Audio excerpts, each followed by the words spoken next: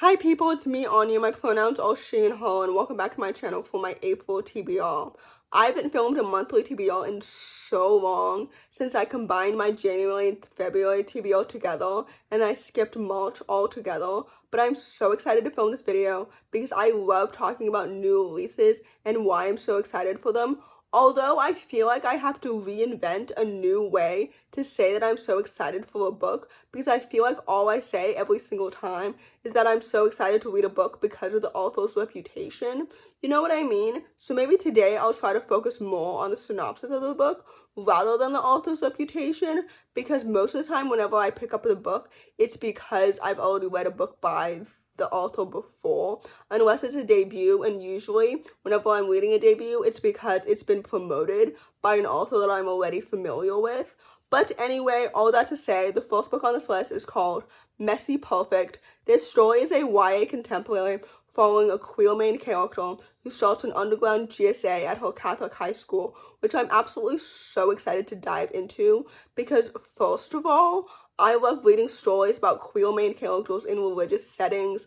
I love reading stories about characters who are challenging the status quo, and especially like within the Christian community. I think it's so hypocritical whenever Christians are like homophobic and transphobic, because like I don't think Jesus would have acted that way. You know what I mean? Like, what do you mean? You bitches need to read the Bible again. Anyway, Christianity is supposed to be based on love and kindness. What? Anyway, I digress. I'm so excited to read this book. It comes out April 1st. And yes, I've read a book by the author before. So anyway, I trust her reputation, although I didn't really like her debut. But anyway, overall, I'm so excited to read this book. And I hope that it will be absolutely so incredible. The next book on this list is called Lady Night. This book also comes out April 1st. And it's a YA historical fiction, like anti-historical fiction, companion novel to Queen Bee, which is marketed for fans of Bridgerton in the sense that the world does not contain racism or homophobia, but it does contain queer characters and characters of color, which I think is really interesting. And anyway, I read Queen Bee in January and I thought it was so good. I really got hooked by the gossip and the world building and the characters, and I'm so excited to see what will happen next in this companion novel with new characters, new romance. I love a messy love triangle, and like, I don't know, I'm just so excited to see what will happen next. Especially with this character, I loved her introduction in Queen Bee, so I'm so excited to see her inner thoughts and actions and everything. Anyway, this book comes out April 1st, and I'm so excited to read it.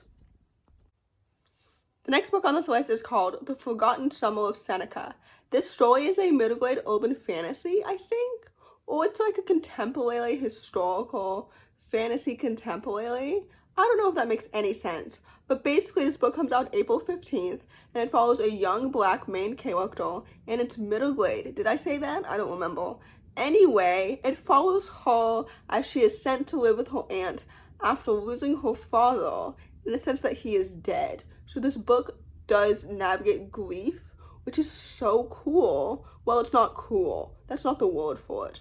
It will be so poetic and interesting to read about because I love reading grief from a young perspective.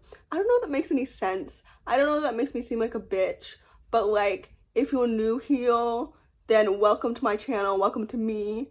And if you're not new, then you already know that I'm a bitch. So who cares?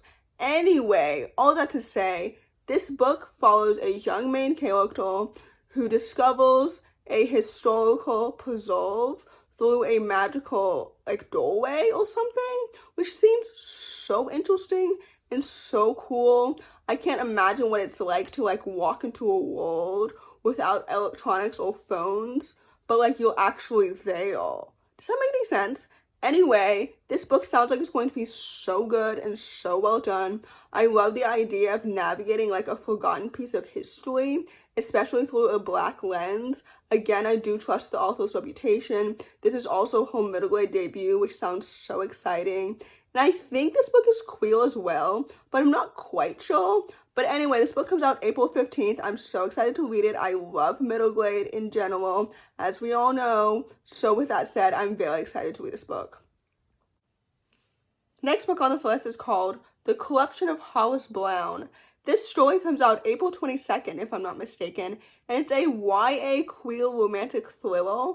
And honestly, all I need to know is that this author previously wrote Icarus, which I loved last year.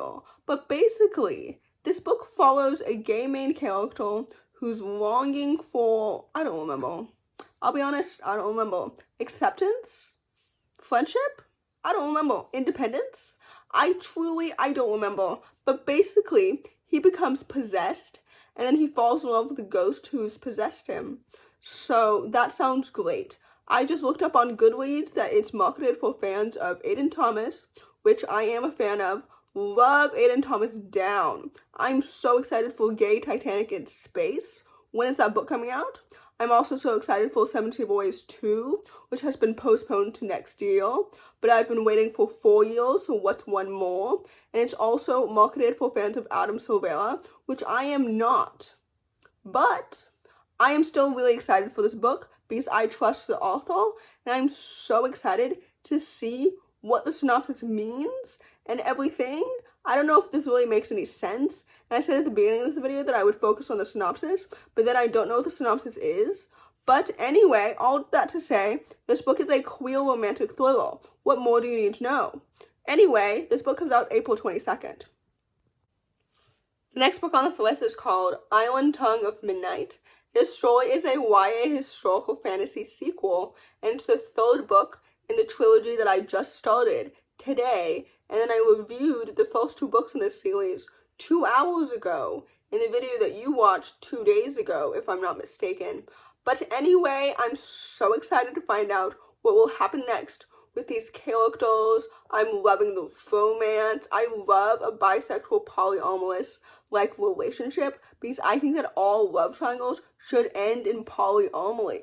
You know what I mean? That's what Challengers should have done instead of creating this weird relationship instead. What do you mean it didn't end in polyamory? What are you talking about? Anyway, I digress. This book is absolutely so good. I say when I haven't read it yet. It comes out April 22nd. It is not even April yet when I'm filming this. But anyway, I hope that this book will be absolutely so fantastic and so excellent. I'm so excited for the characters, the world building, the setting, the Shakespearean of it all. I love the first 2 books so much. I said in my review for one of them that this series deserves just as much hype as the Legendborn series, and I absolutely agree with that. Except that I hope this book doesn't disappoint me the way that Oathbound did. But anyway, overall, this book comes out April 22nd, and I'm so excited to read it. The last book on this list, and hopefully not the least, is called The Summer I Remembered Everything.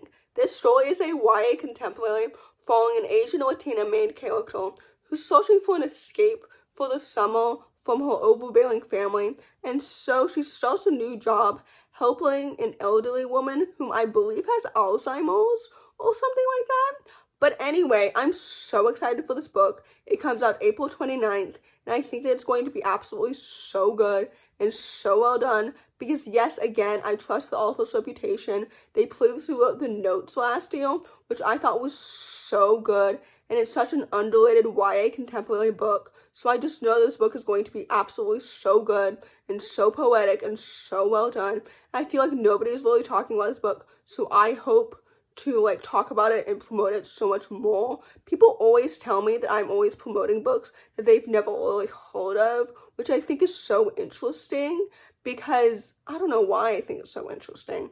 I'll analyze that later. But anyway, I'm so excited to read this book, and I hope that it will be really, really good. So anyway, with that said, stay tuned for April 29th. So in conclusion, that was my chaotic April TBR, and I hope that you enjoyed it. I hope that you enjoyed the chaos. I don't know if really people prefer these more chaotic videos or my more scripted videos. I don't necessarily have a script necessarily, but I know that sometimes my videos sound scripted. But basically, anyway, I hope this video didn't sound redundant like my other monthly TBR videos, but if you're new to my channel, I don't really know if you can expect more chaotic monthly TBRs in the future, if I'm being completely honest with you. But anyway, all that to say, I hope that you enjoy this video. If you did, please don't hesitate to give it a big thumbs up. Comment down below the owl emoji if you made it all the way to the end of the video. Thanks for watching. Subscribe to my channel if you're new. And I'll see you in my next video, hopefully. Bye!